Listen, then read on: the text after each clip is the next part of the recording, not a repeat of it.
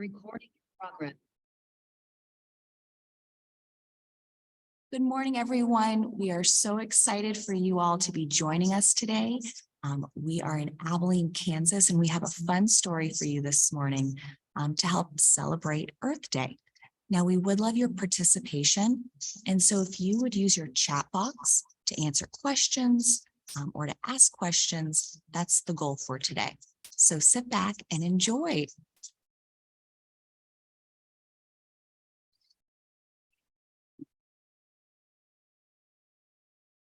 Good morning, everybody, and welcome to Ike Education's Earth Day celebration. This morning, we're going to be reading a book about gardening, and that's one way that the earth gives back to us. It provides soil with nutrients and minerals, and rain and sunshine that allow our food to grow. Have you guys ever heard of the saying, April showers bring May flowers? Well, around here, I know flowers are starting to bloom, and there's no mistake that spring has sprung. So as I said before, our story today is about gardening. Think about it. If any of you ever planted a garden, maybe you have. Maybe you've planted a seed. What happens when you put a seed in the ground and you give it water and sunlight? It grows, doesn't it? That's the goal for certain. Lots of people grow gardens, and some find it relaxing, and others use it as a form of exercise because it takes a lot of work to grow a garden. Well, Dwight Eisenhower and his brothers grew gardens right here in Abilene, Kansas for another reason. The Eisenhower boys didn't get an allowance for doing their chores. Some of us did, some people didn't get allowances, but the boys did each get a small plot of land outside the big garden where they grew their own crops that they ate.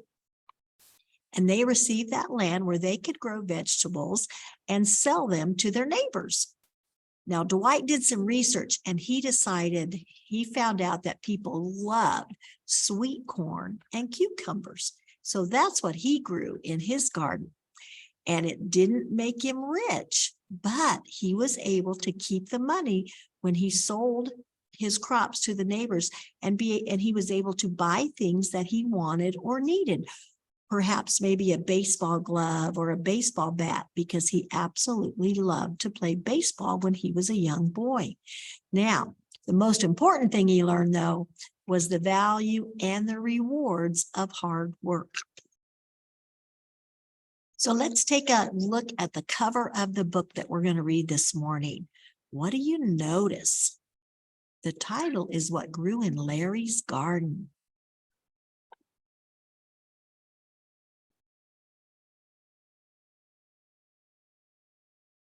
And you see the tomato that he's growing, and the little girl that's there with the little seedling, the little sprout that's coming up. Now, the story that I'm going to share with you is about a real person whose name was Larry. And we'll tell you a little bit more about him as the story goes on. But we're going to find out how his garden grew more than just fruits and vegetables. They helped to build a community of friends. What Grew in Larry's Garden is written by Laura Ellery and illustrated by Cass Reich. As I said before, this is about a real person named Larry who was a teacher. And so the events that took place in this story really did occur. In a sprawling city, in a leafy neighborhood, on a narrow street, in a cozy house with a tiny yard, lived a girl named Grace. And if you look at the second house from the left, you can see a little girl sitting there in the window. The houses are pretty close together, aren't they? Here in Abilene, our houses aren't quite that close together. Next door, in a yard just as tiny, Grace's neighbor Larry had a garden. In his garden, Larry grew all sorts of vegetables. but not ordinary ones. There were buttery yellow carrots and purple potatoes, rainbow chard and scarlet runner beans, rosy tomatoes the color of ripe peaches, and black ones with red insides. Oh my gosh, have you guys ever seen any vegetables that look like that? I know I haven't. You won't find these in most grocery stores, declared Larry, admiring a zebra-striped tomato. Grace thought Larry's garden was one of the wonders of the world. She just thought it was so fantastic, and it really does sound like that to me as well. You know, I will take that back on not being able to see some of those things, because I have seen purple potatoes right here in Abilene. I do know at our local grocery store, we can get purple potato chips. So I have seen those, and they're delicious. Every spare moment she had, Grace helped Larry in his garden. Together, they watered and weeded, planted and pruned, hoed and harvested. And when bugs burrowed into the carrots and slugs and snails chewed the lettuce, Grace and Larry solved the problem together. "We can figure this out," said Larry. Grace looks pretty upset, doesn't she? But Larry looks pretty calm. At the library, Grace learned that lots of bugs don't like the smell of marigolds, and marigolds are a beautiful, beautiful little flower. So Grace and Larry planted marigolds among the carrots, and the bugs disappeared. As for the slugs and the snails, they picked them off with their bare fingers. "Our hard work will be worth it," said Larry, popping a slug into a bucket. "This is important. We're not just growing vegetables." "What are we growing?" asked Grace. "You wait and see," said Larry. And one thing my grandma used to do when she had a garden a long, long time ago, and the rabbits and the squirrels would get into it, she would take a little jar and fill it halfway full of water and then lay it right on the outside of where the garden was.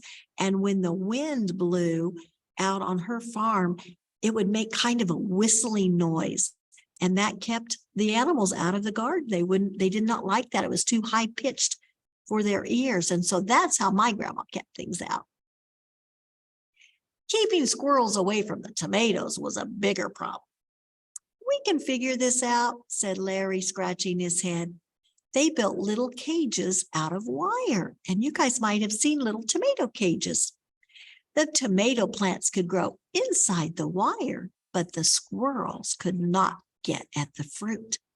"Sometimes fences are handy," said Larry.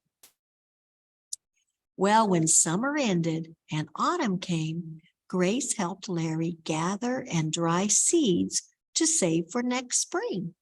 Later that winter, they started growing the tomato seeds in little cups. Can you see the little seedlings there popping up out of the ground? There were hundreds of them. Larry, a teacher, took the tomato seedlings to school so his students could look after them. "What will they do with all these plants?" Grace wanted to know. "That's the best part," replied Larry. "These are not just tomato plants." "Well, what are they?" asked Grace. "You wait and see," said Larry. Winter melted away and spring sprouted. One warm afternoon, Grace found Larry on his porch with a pile of papers in his lap. "You wanted to know what my students would do with our plants," he said. "Just listen to these letters. Dear friend, I'm the kid who used to steal pears from your trees. I'm giving you this tomato plant to say I'm very, very sorry. Sincerely, Matthew." Another letter. Dear bus driver, I rode your school bus for years, and you were always so friendly to all the kids. I'm giving you this tomato plant to say thank you. From Audra. Another letter stated, Dear Mrs. Berridge, I live next door to you. We hardly ever talk, but you have the most amazing flower garden. It makes me happy just to see it. So I'm giving you this plant to tell you that you make the world more beautiful for a lot of people. Best wishes, Amitri. My students give the plants away, and they wrote these letters to tell why, explained Larry. Every plant is a little gift. It's a little green tendril reaching out to someone, connecting people. And you could kind of see the plant there with the little tendrils growing up. Now I see, cried Grace. We were growing a whole lot more than tomatoes. Exactly, said Larry. And remember, we told you at the beginning, this is a true story. This really did happen. But a shadow fell. One afternoon, Grace went outside and found Larry sitting among his tomatoes. The plants looked wilted, and so did Larry. Can you see the picture there? The tomatoes look like they're turning brown, and the leaves are turned down, facing the ground. Larry looks a little sad too. And then Grace saw why. The neighbor on the other side had added a big panel to the top of his fence, blocking out the sun on Larry's garden. Can you see it there? And we know that plants need sun to grow, don't they? Well, so much for my tomatoes, Larry said sadly.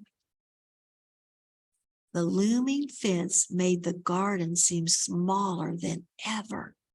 Just a tiny patch of earth. Look at all the buildings around, all the big, tall buildings. This might look like maybe a city that you guys live in. Grace looked at the drooping tomato plants and thought about how they spread kindness. She gave Larry a hug. We can figure this out, she said. Remember, Larry was always telling Grace that, wasn't he?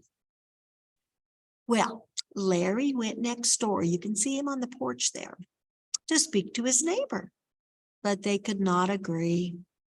He says the fence makes him feel safe, said Larry with a sigh.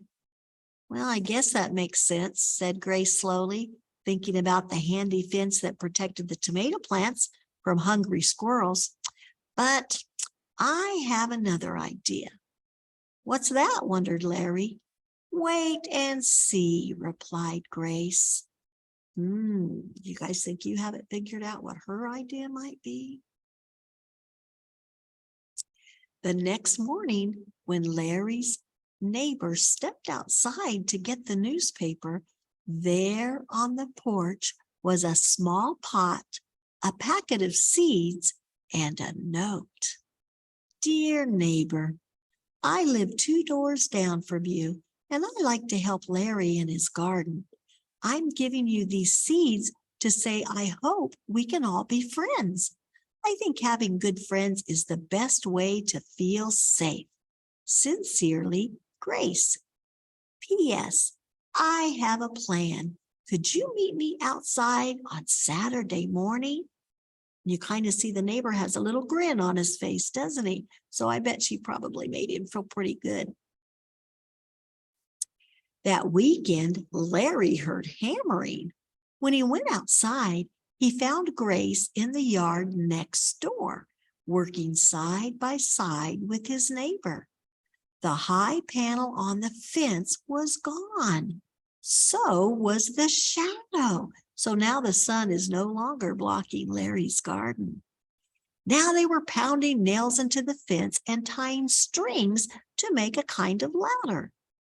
Larry, cried Grace, come and see. Larry peered over the fence and saw seed packets. We're planting beans, explained Grace. They're going to climb the fence. And if you've ever planted beans, that's what they do. They grow on vines and they climb up. Larry's neighbor looked up from the string. He was nodding. I figured we could put this fence to better use, he said. So Grace helped solve the problem by kindness, didn't she? That afternoon, Larry and Grace and their neighbor sat down together and feasted on fresh lemonade and cherry tomatoes from Larry's garden. And if you've ever had a cherry tomato, they are delicious. They're a little bit bigger than grapes, but they're really, really sweet. They were still warm from the sun. It's like a good snack to me. All right, what did Larry grow in his garden? You guys can respond with your chat box. What were some things that he grew in his garden? You might want, if you want to respond, remember you can also unmute.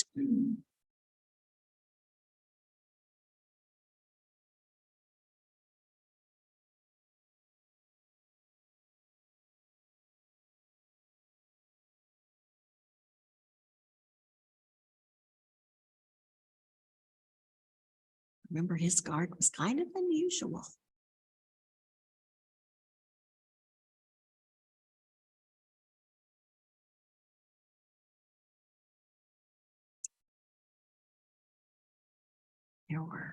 Remember there were different colored tomatoes, some lettuce, some carrots.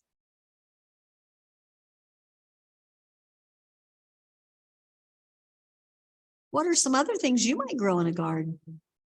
For those of you that have planted a garden, does anyone want to share with something maybe they have grown in their garden?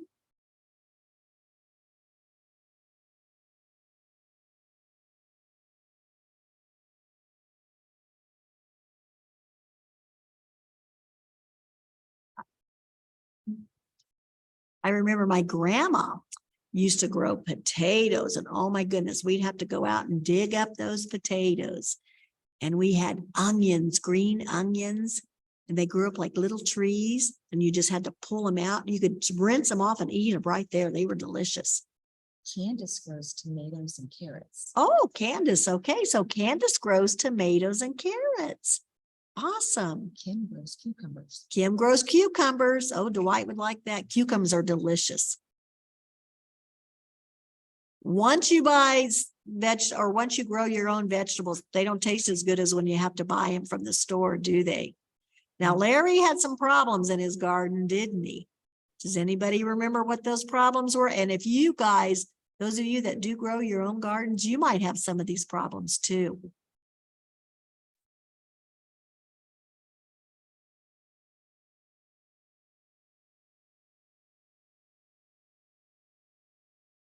Remember those bugs that got on their plants and the slugs and those darn squirrels, tomatoes.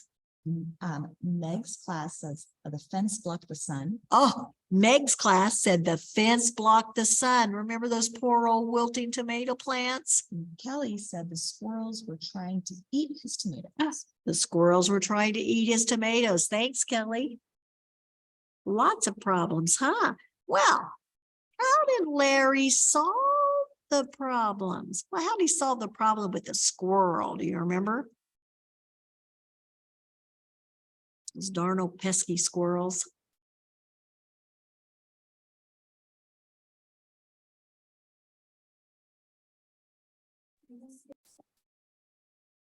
You remember those tomato cages? The fences they built to go around the tomatoes so the tomatoes could grow inside, but those darn little squirrels couldn't get in there, could they? And then remember, Larry was solving all the problems, and then Grace helped Larry solve the problem with the bugs and the neighbor's fence. Do you remember how Grace solved the problem with the bugs? Remember, she went to the library. She found out that bugs don't like the smell of something.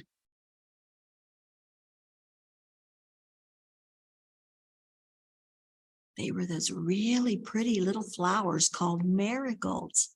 So they didn't have to even spray pesticide. They could just plant those beautiful little flowers, which made the garden even more beautiful.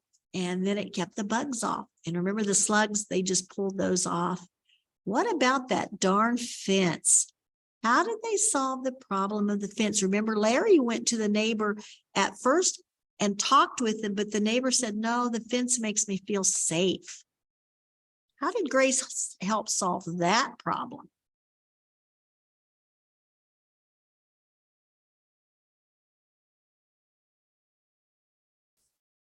Remember, she went and took the neighbor the little plant with it. She took the little packet of seeds and she wrote that sweet, sweet little note that made the neighbor smile. Candace said she gave him seeds and friendship. Oh, I love it. Candace, you right on target. She gave him seeds and friendship. You are right. Boy, friendship goes a long way, doesn't it? So that garden didn't just grow vegetables. It grew friendship, didn't it? And remember, that's a true story. So they spread happiness and love all around that neighborhood, didn't they? Now, remember, what do you need to have a garden? Of course, you got to plant some things, right? What's going to help that garden grow? What do we have to help a garden grow?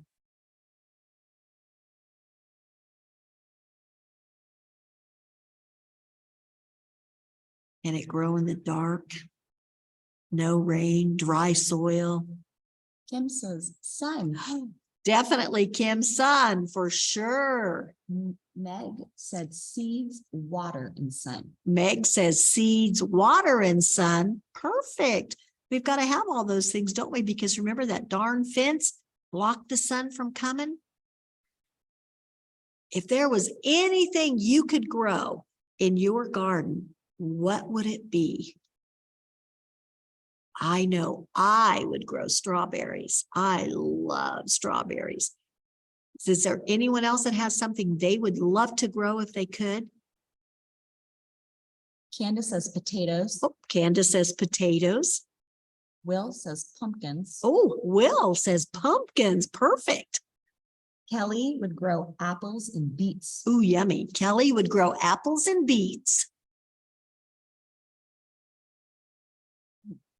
We have some oranges and cucumbers. Oranges, cucumbers. Oh, wouldn't that be perfect if we could grow everything we needed right in our own yard?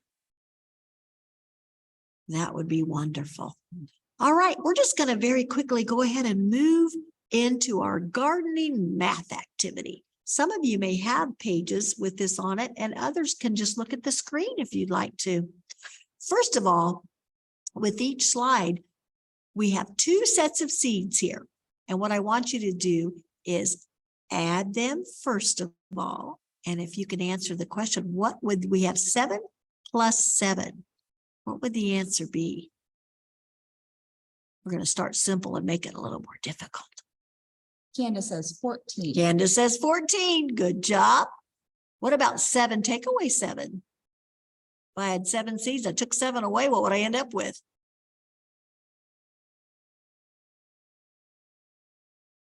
Candace says 0. Candace, good thinking. A big old goose egg, wouldn't we? We wouldn't have any left. Oh, now let's go into multiplication and division. 7 times 7.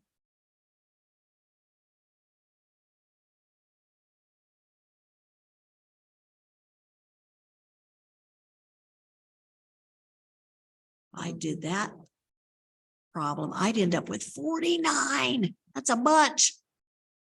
Almost halfway of what Larry had, huh? What about 7 divided by 7? If I had 7 seeds and I put it into a group of 7, I'd have 1.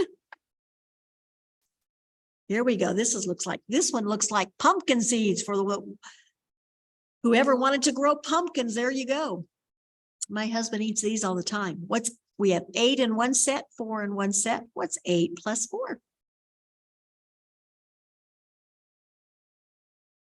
Candace has 12. Oh, Candace, 12. Good girl. 8 take away 4.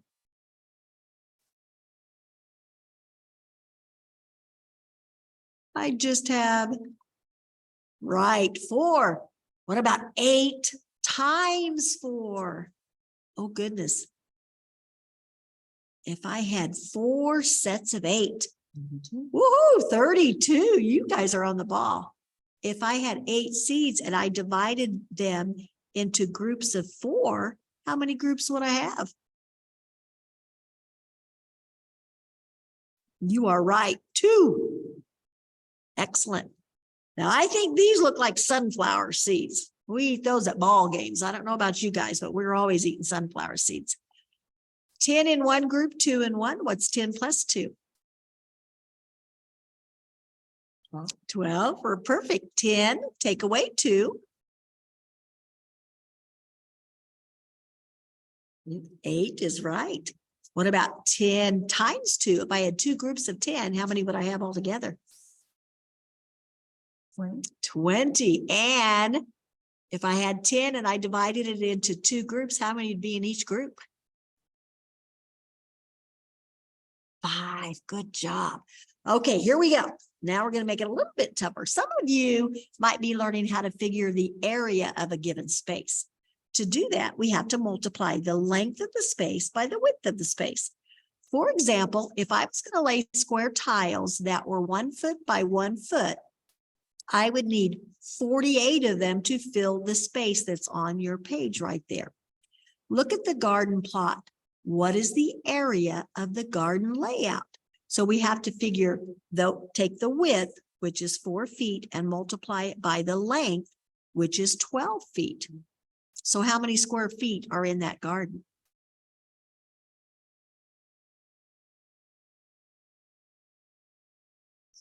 Forty-eight square feet.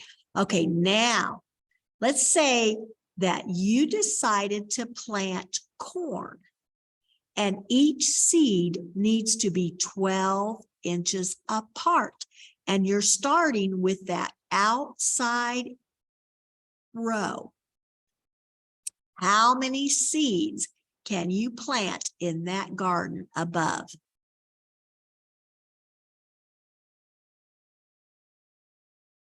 Each seed has to be 12 inches apart. You're starting with the outside row. How many seeds can you plant in the garden above?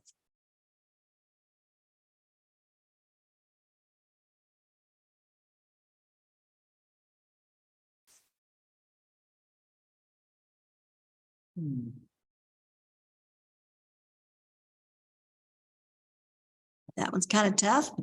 Okay, well, there was 5 lines going across and 13. If you start with the outside edge, you'd take 5 times 13, which would be 65 corn seeds. Interesting. Let's try one more. Let's say you change your mind. You're not going to plant corn, but you're going to plant pumpkins. I want you to look at those squares. Each pumpkin needs at least 20 square feet to grow. How many pumpkin seeds can you plant? Each one's going to take up 20 of those squares. So how many pumpkins could you plant?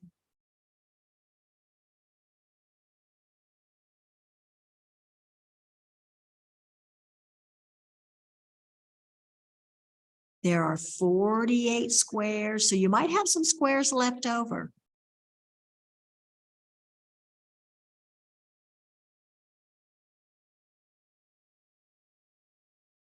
That's right. It would take, you would be able to plant 2, wouldn't you? Because pumpkins, and those of you that said you planted pumpkins, those vines spread out all over the place, don't they?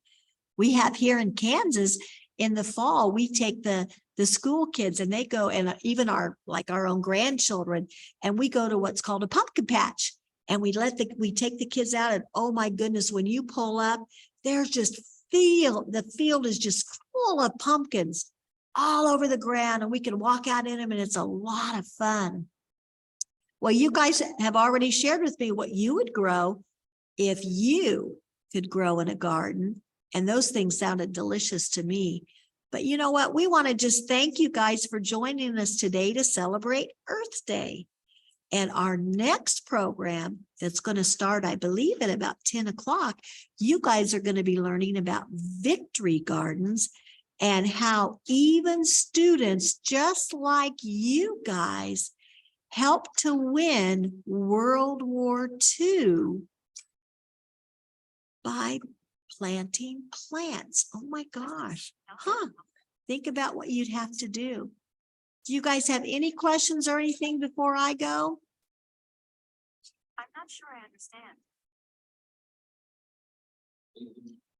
Well, we just want to say thank you so much again. And I hope you guys have a great day. It was wonderful getting a chance to read for you. Enjoy your Earth Day.